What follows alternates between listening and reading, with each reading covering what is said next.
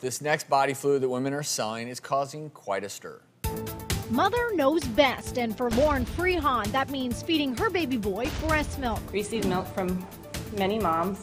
I think the total is about 10 now. She can't pump enough. It has her asking other moms for donations. Freehon says she finds the moms online. I generally ask them what kind of medications they take, if they have any conditions I need to know about. It's this growing trend of buying, selling, or donating that's becoming controversial. Many wonder if it's safe.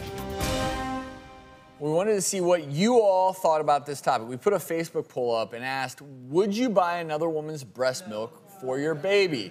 A lot of emphatic no's in the audience, but 8% of people on Facebook said yes.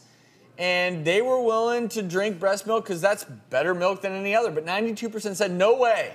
How can I be sure that another woman's milk is safe was the common question. And that's a valid It's a valid question. But, you know, at least the 8% of the moms that said they would, you know, there's milk banks that provide this service. They do very vigorous screenings, just like if you were donating blood. And we know the milk that comes through those sources are safe. However, it's more expensive. That comes with a cost. It's going to cost the moms that get the milk, you know, up to $5 an ounce. And let's meet a mom who actually has earned $2,000 from something that she otherwise would have just poured down the drain.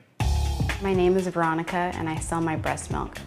The night I gave birth, they had me start pumping breast milk. I would bring my milk into the hospital so that they could give it to Angelo. The nurses were commenting that I had a large milk supply, and a lactation consultant gave me the idea that I could sell my breast milk. I was really surprised at first, but I started thinking about the benefits. There are some moms who can't build up their supply, or maybe their kids are adopted. And also it benefited us because we were able to pay down Angelo's medical bills. So I started looking online and I found a website where I could sell breast milk. I started posting some ads on onlythebreast.com. I prefer to meet the moms in person. That way I know that my milk is going to the right place. When they see me and talk to me, they see that I'm healthy, and if they want any medical records, I can give that to them. I pump between 50 and 65 ounces a day. I immediately just put it in my milk bags and I'll put it in the freezer. Unless I know I'm having a buyer who wants fresh milk, then I'll just leave it in the fridge. I sell my milk for $1 an ounce. Over the last 6 months, I've sold milk to about 8 families and I made a couple $1,000s. Being able to nurse your baby is a blessing. It's not weird, it's not gross. It's doing what's best for your baby, and it's a win-win for everybody. So let's talk about this. We've discussed sharing breast milk before on the show. Yeah, and you know, for a mom that for some reason can't breastfeed her child and she really wants to do the best what she can do, getting breast milk from another mom can be a great way to go. And as a matter of fact, my youngest sister was adopted and so wasn't going to get any breast milk. So we kind of put the word out in our office, and moms, like we saw on the tape, that had extra, that were currently nursing a healthy baby but had extra milk, started donating it to my little sister Lauren, and she was able to thrive. But but we've talked on the show before, there's a difference between, you know, the source.